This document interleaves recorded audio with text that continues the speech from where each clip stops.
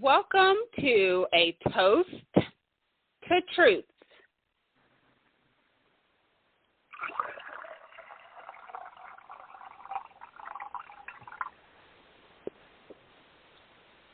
How important to you is what your family thinks about your business?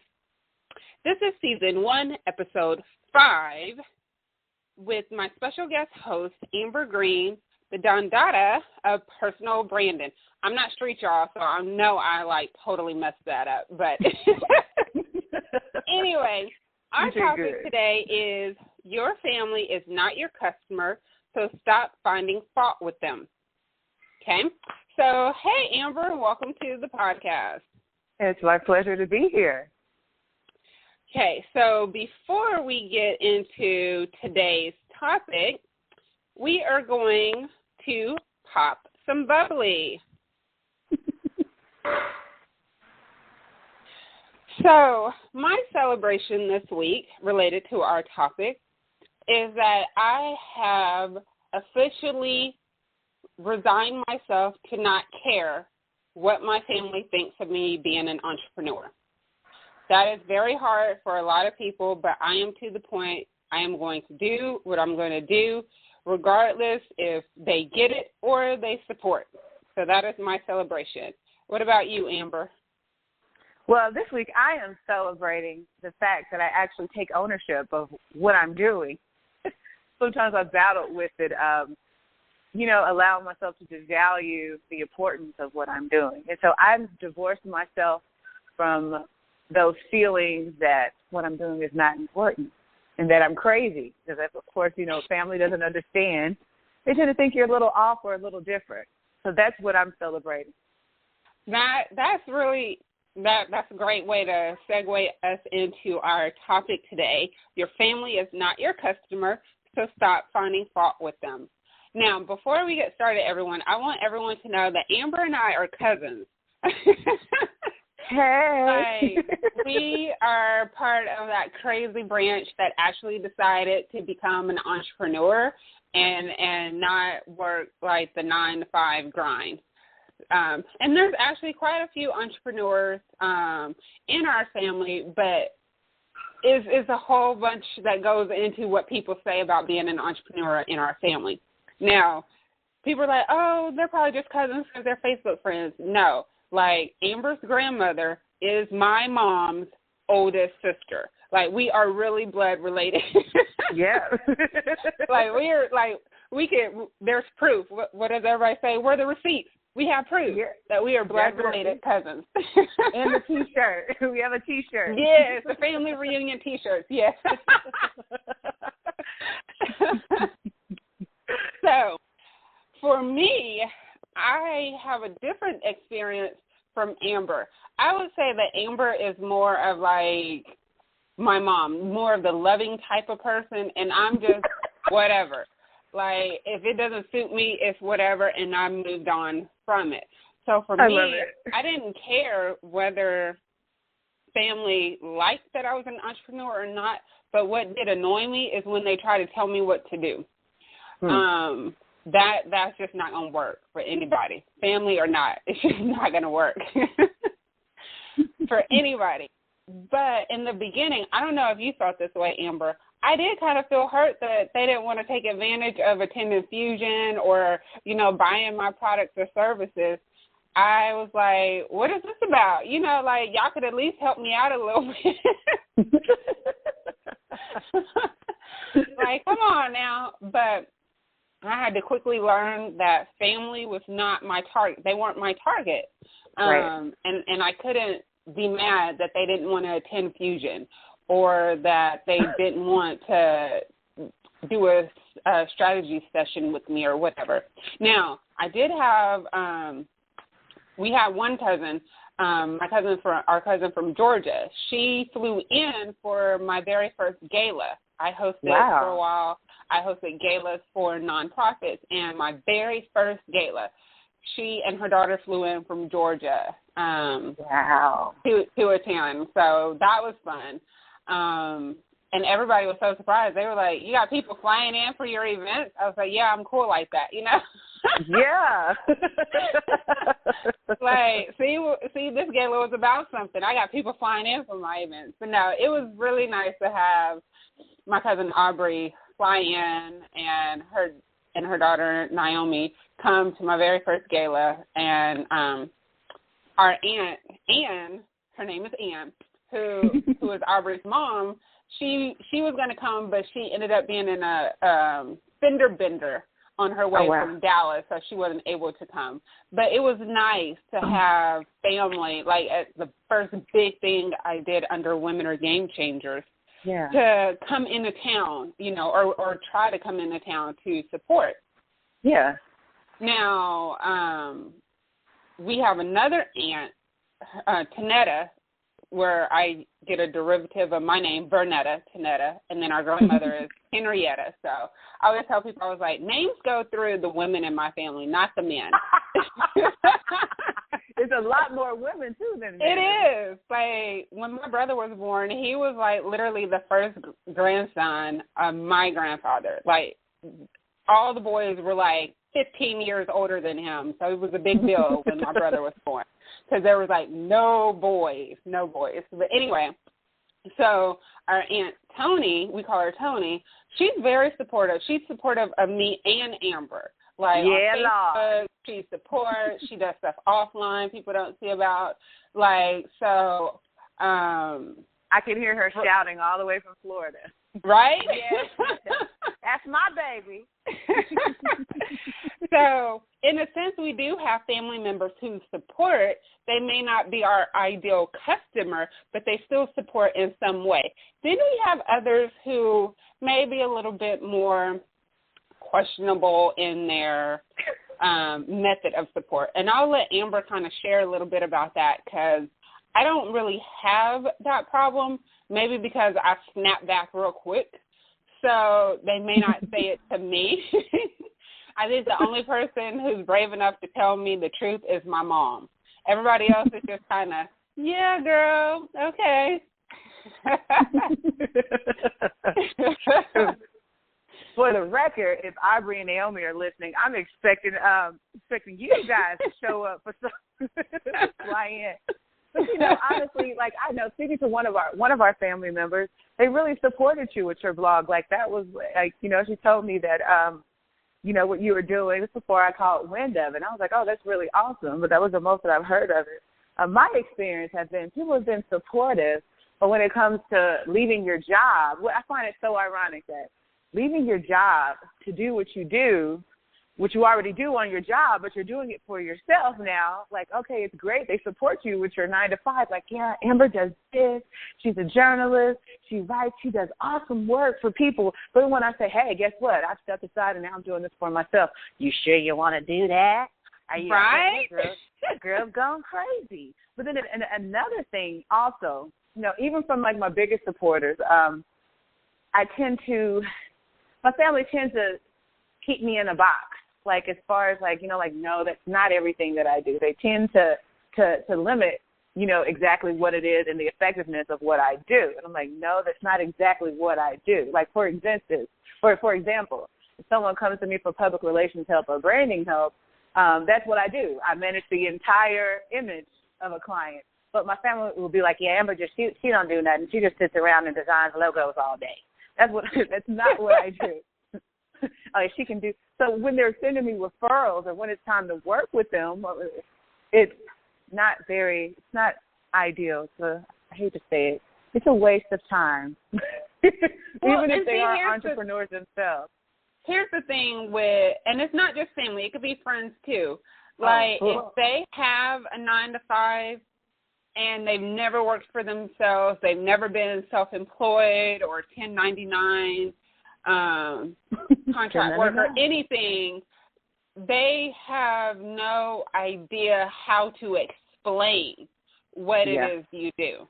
Even if it's the exact same thing you did, like Amber said, on your 9 to 5.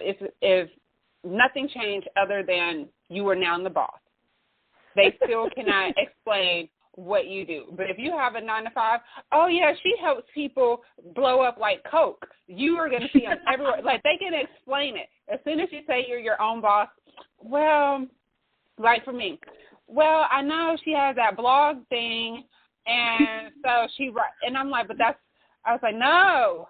Blog, what's a blog?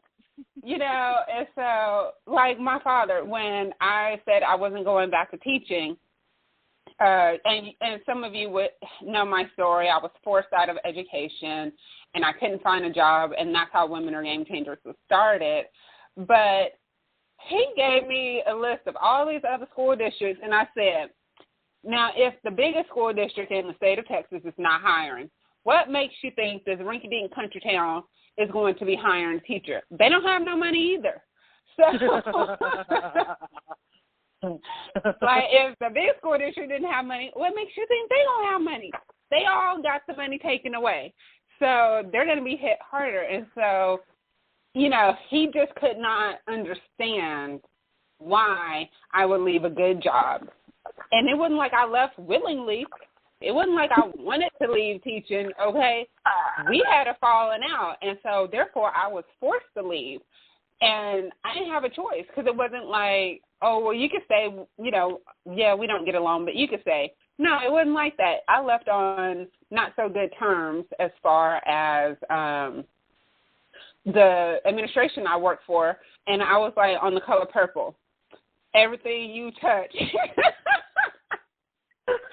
I like cursed all of them, and it was funny because not one of the administrators that I left under bad terms with is still an administrator in a public school system in this state. So yes, I cursed them with the color purple curse. I vexed them because I was so mad.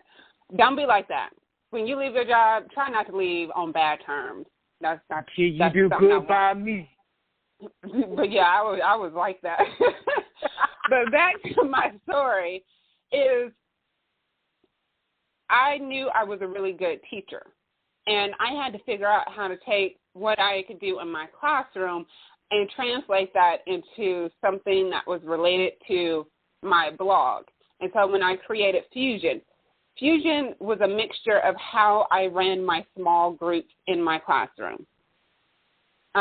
When I work with someone one-on-one, that is like how I worked with a student one-on-one to get them to understand the concept in the classroom that they weren't getting. So I'm still teaching in a sense. I'm just not in a classroom teaching. So, and I have to add, cousin, you're doing a great job. Thank you. Thank you. You're welcome. See, I support you. I'm the customer. Yeah. Because I'm like, you know, some people, it does get frustrating. Like when people, especially your family, don't get it and you just kind of look at them. Like my mom, she just kind of, it took her forever to get it. She came to a fusion. After she came to a fusion, she was like, okay, I get fusion now. And she did sit in on one strategy session while I was going through it with one person. And she was like, oh, my God, you're really good. And so and so after she saw it, now she's real cool. She, you know, is no more questions. But my mom has always been supportive. She would give me money if I needed money for certain aspects of the business, or she would post on Facebook. She just didn't understand what I was doing. I was doing this fusion. I don't know what a fusion is. But once she saw me in action, it's a different story now. And it's funny because my mom is now the new owner of Women Are Game Changers. So, you know, to have her see me 4.5 years building that platform up, and then she decided she wanted to buy it when I put it up for sale is just kind of, you know, like, wow, you know, she wants to take something I built and grow that. That's beautiful. I know I was all over the place, but my point is, if you are on a 9 to 5, your family can tell everybody what you do. They know what you're doing. But as soon as you become your own boss, that is when it's like questions creep in, doubt creeps in. Mm-hmm. And they all of a sudden, like Amber said, oh, well, she's just doing logos. What happened to all the other stuff I was doing on my 9 to 5? I'm still doing it. Yeah, exactly. Give me credit. Right? Yeah. Yeah. Now, for you, when you jumped into entrepreneurship, I know for me it was necessary. I needed money. So it wasn't like I thought about it. I didn't think about it. I just did it. And then when I got into it, I felt like I wouldn't want to do anything else. Like when I went back to the classroom to teach at a college, every day I went in that classroom, I was like, I love teaching, but I really don't want to be here. And every time they asked me to do something at that college, I just looked at them like, why? I know you did. I was like, I don't want to do it. And then when I turned in my resignation letter, they were so surprised. And I'm like, but why? Why are you surprised when I tried to give you ways to be more efficient and effective and you didn't listen? And so that, I think, for me is why I cannot do a 9-to-5 anymore, because I'm all about efficiency and being effective. And jobs are a lot of waste time, waste paper, waste resources. And a lot of people, especially your family members, for those who are listening, they may not get that may bother you to the point where you cannot go back into a 9-to-5 because you don't want to see waste. People just wasted and wasted talent. Oh my God, I've had so many coworkers with so much talent, and they're just sitting there. And I'm like, you could be doing this or this or this. Like, why don't you try? Oh no, I got a good job. I get paid every other Wednesday. If you work for the school district, you got paid every other Wednesday. Oh, baller. Right? I was like, I never had to check my bank account. I'm like, I'm just whipping out my debit card wherever, doing whatever, not having to think about money because I was like single.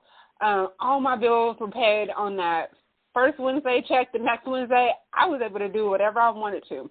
I probably should have been smarter about saving more. I did save, but I should have saved more because when I left my job, all my savings was depleted on trying to keep my condo. Wow. And then I ended up losing that condo. But if you listen to the homelessness and entrepreneurship episode, I gave you a really good tip on if you were in the same situation I was in, on how you can walk away from your mortgage and not pay one dime. So you got to listen to that episode. It was episode 3. Yeah. But anyway, so back to family and the lack of support. Did you ever feel, Amber, like you just didn't even want to talk to them, like there was no more reason to give an explanation on the decision you made to go into entrepreneurship? Yeah, actually I isolated myself. Now, I always worked. I always had a job, but I always had multiple jobs. I didn't realize that I had been in entrepreneurship, honestly, since the age of 13.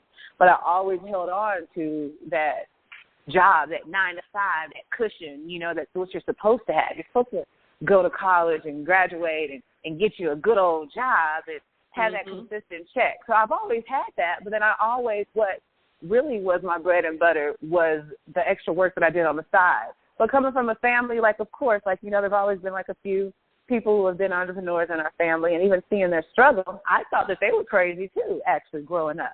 But I didn't realize that that's what entrepreneurship was that you are actually, depending on yourself and creating your own, means of living. I didn't realize that I was an entrepreneur when I already was. So I made this huge announcement. I was actually laid off of work and decided, well, you know what? I got this other money coming in. I'm going to develop what I already have, and I'm going to be an entrepreneur.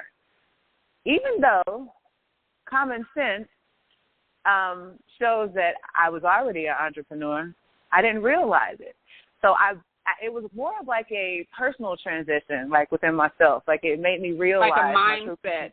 Mindset type. Yeah. Exactly. It wasn't so it's I'm already doing what I'm doing. It was just the mindset. However, I battled with that, with, family thinking that I'm crazy and jumping and becoming an entrepreneur, where it became where I knew this is what I'm supposed to do, and I was making money. And even in, the difficult times, it became where I didn't want to talk to family because they didn't understand. Like, they didn't quite get it. Like, yeah, I support you, but why are you doing that? Like, I hope I'm making sense. But yes, like they support, but then it's like a backhanded comment right after that support. And you're like, you could have just stopped. You could have just stopped. Yeah. That's enough right there. You could have stopped at 30.1 seconds, and that would have been enough. But, I actually had to realize that, as you said, of course, they're not my customer, but also they're not my mentor as well. So I had to look at their life and look at their mindset. Like, why am I talking to a forklift driver about entrepreneurship when they know nothing about entrepreneurship? And they may have the desire and they may have the potential and they can pull it off, but however, they haven't been there. They haven't taken that leap. So that's why I come to realize. That is something like there's a whole episode on business coaches that's on season 1.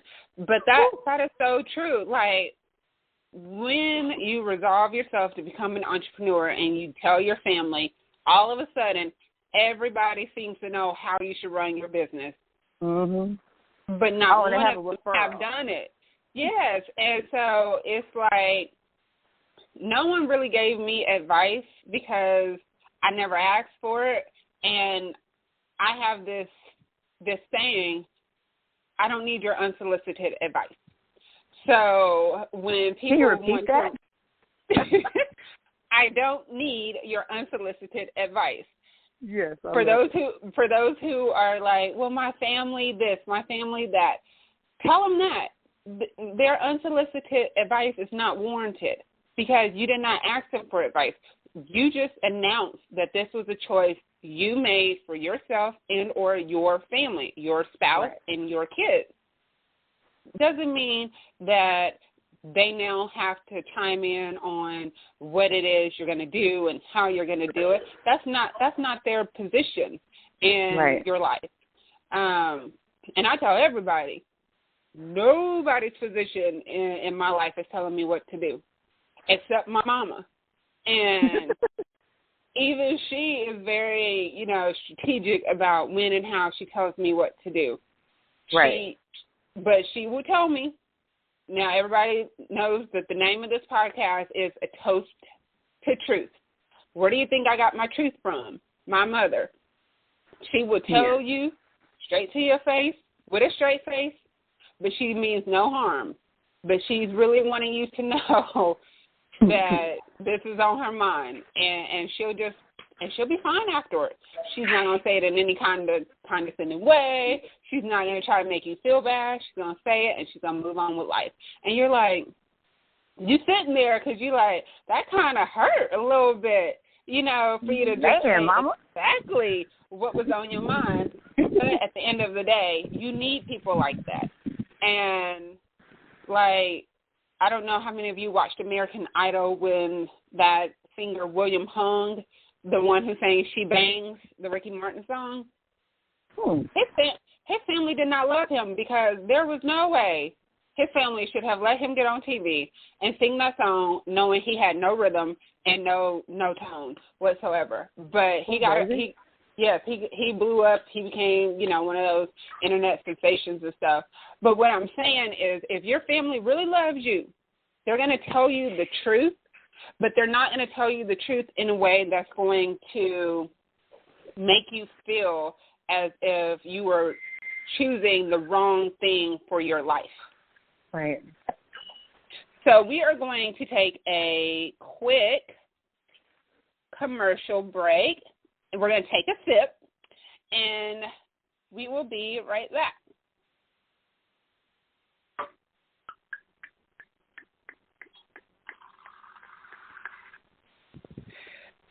Listen, rate, and share the truth. If you love this podcast, then subscribe on my blog, VernettaRFraney.com. And I do offer truth power sessions to help you find and face a business obstacle. Okay, so let's get back to our conversation, Amber, because Amber and I talked. So for her, family was a big deal. The lack of support or understanding from family, it was something that Amber struggled with to kind of continue on her entrepreneur journey and not really care too much, in a sense where it affected her business. And so I want you to kind of just share what it was like to deal with that, because I know other people, have let what their families say or do towards their business affect them in a way. Okay. Pretty much, like I said, it was me stepping out to entrepreneurship and claiming it really was definitely an inside job. Look, I just forgot the question.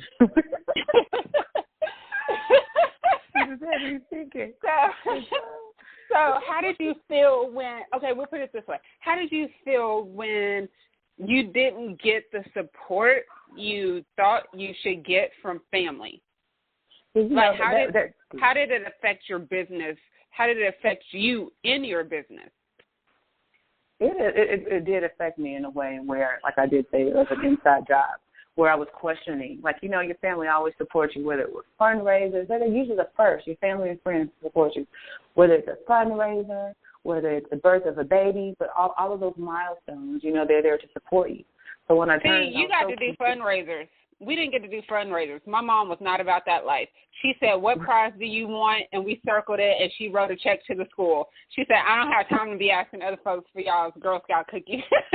See, that's funny because I was the same way. Like, I'm that person. Like, I'm horrible at sales. Like, I'm like, "Look, you want to buy a piece of chocolate?" No, forget you then. I'm going to move on and do something else. Or I would eat all the chocolate. However, I had cousins, like my mom would tell my cousins, and they would literally take it to work and do the fundraiser for me. I was so used to, like, I have another cousin on my mom's side who is a teacher, and she would take my fundraiser to school. Like, people knew me. Like, even when I graduated from college, just from them knowing me of my involvement as a child, they automatically supported me. Like, I'm getting gifts from people that I haven't even met before, like even when I had my son 6 years ago.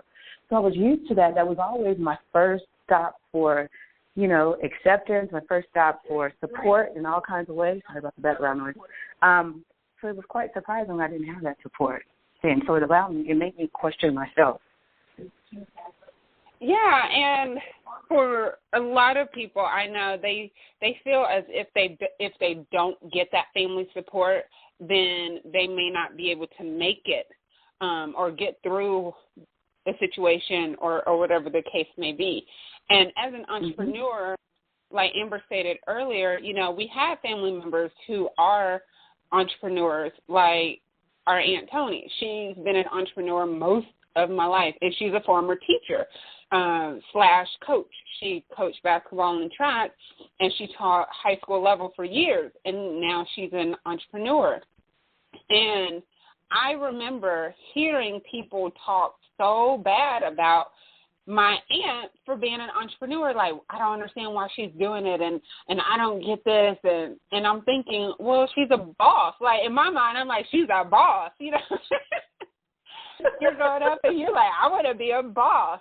And then, as you got older, you saw more things, but my aunt has never given up. Like, Tony's Gumbo House is like a big deal in Fort Walton Beach, right? Fort Walton Beach, Florida. Like, it's lines of people. Like, my mom was like, when she would go and help out, she was like, so many people in line and, so many people wanting the food.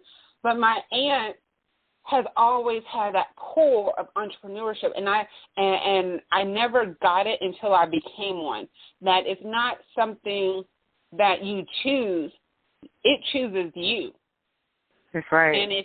And if you have this feeling of, if I go back to a 9-to-5, I'm going to be sick.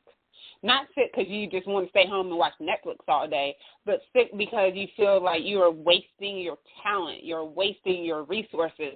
Like I stated earlier, on that 9-to-5, entrepreneurship is for you. But you can't just like, oh, I'm an entrepreneur and I'm going to buy up everybody's program and I'm going to do this and I'm going to post on Facebook. That's not entrepreneurship. We talked about that in another episode. Like, I'm telling y'all, these episodes are real. Entrepreneurship is knowing that you are putting something out in the world that other people need and other people will pay for. But you're trying to find a void for me at least, I was trying to find a void. What was missing? What did I think women wanted? And that's a mistake. You don't give people what you think they want or even what they say they want. You give people what they want. And I'll give an example for those who may not get it. You know how we always complain there's not enough leg room and coach on the airplanes? And then they give you that little extra room, but then guess what happens to the ticket price? Ticket price goes up. They give you, right?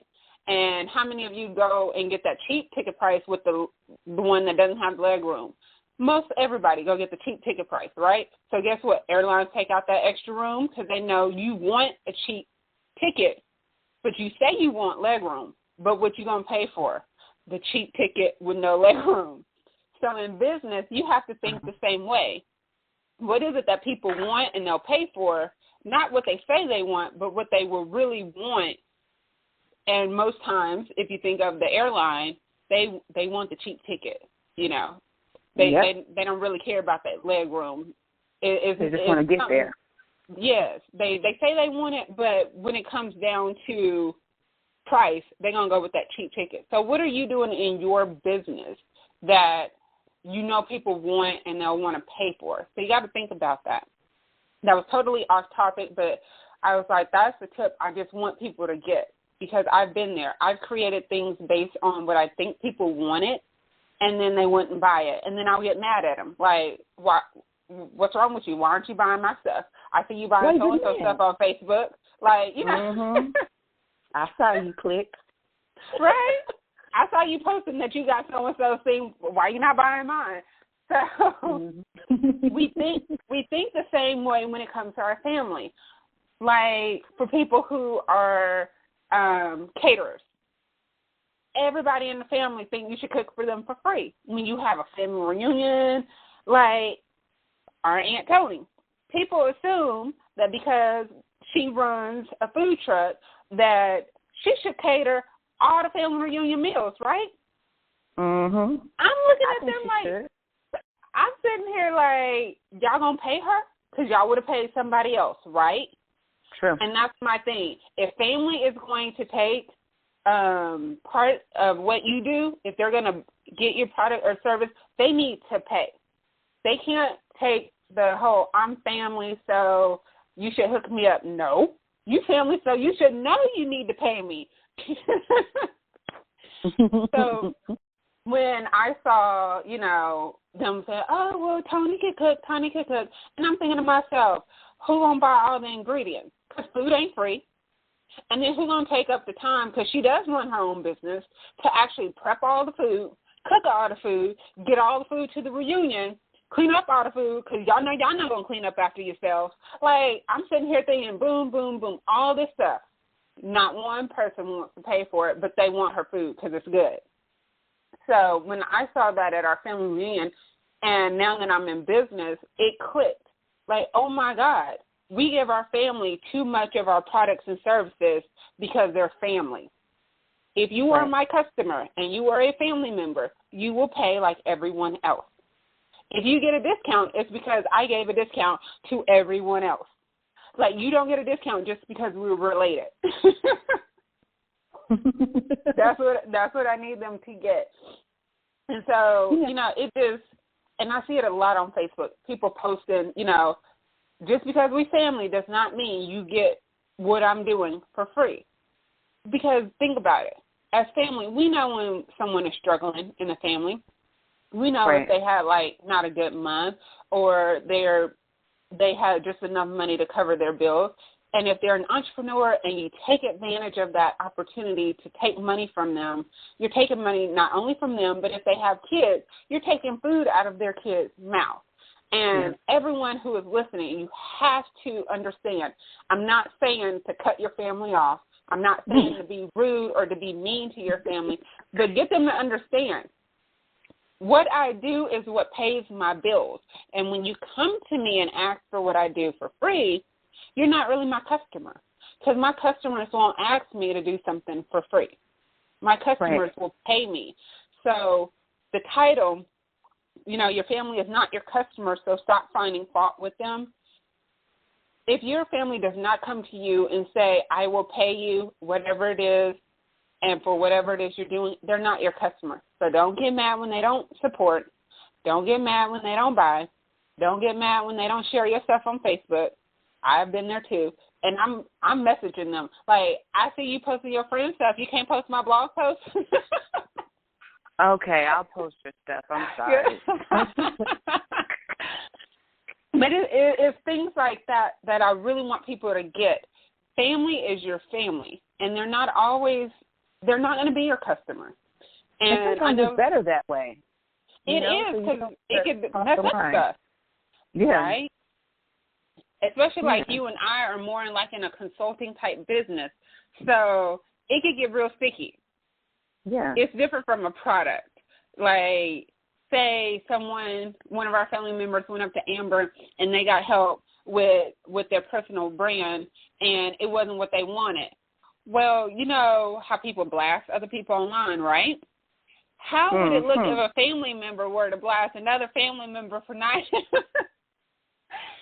giving them what they wanted? So it can get sticky in a sense. Yeah. But you have to have those boundaries as well. Like, you're my client, and this is how I treat all of my clients. You know, you're not going to get any better, any worse. You're going to be treated just like a client. Well, you have anything else to add before we wrap up, Amber? Because I know I kind of talked a lot, but, you know, that's me. If you haven't gotten that yet, I've enjoyed it. It's funny because growing up, I always thought you were super quiet, but I'm like, this girl has a lot to say. And then you're an awesome the teacher. introvert. I see that. Exactly. Yeah, I love it. But I can see that you are an awesome teacher, and you explain it. And nobody, only person that can give me input or tell me what to do is my mother. And I was like, man, I bet she used to give it to those kids. I bet they used to sit up straight and listen. But, as takeaway, I feel that Oh, okay. Hold on 1 second before we get to the takeaway, because I want everybody to get that. So I'm going to close with this one quote, and then we'll get to our final toast. So here's our quote. Family can be an asset or liability. Just remember, they've known you longer and probably better than others. So in their mind, what their favorite memory of you is to them is how they will probably always see you. Mm. Give them time to accept or just keep them at bay on your business details. So in other words, they can accept or not accept. You just keep moving on. You don't need to wait for that. So let's get ready for our final toast.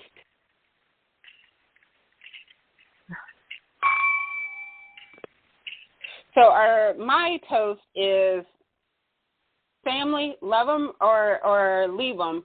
At the end of the day, they need to pay you if they want your product or service. That's my final toast. Amber, what's yours? No, mine's not straight to the point like yours, but I feel you have to look at it from their perspective. Like, if they don't have the capacity to be an entrepreneur themselves, they're not going to understand. So take heed, to protect your ears and protect your heart, but also know that they are coming from a good place. But then still remember that they are not your customer. Right. So this has been a toast to truth with Vernetta Arfreni. That's me chatting it up with my cousin Amber about family supporting your business and the consequences we've encountered. Bye.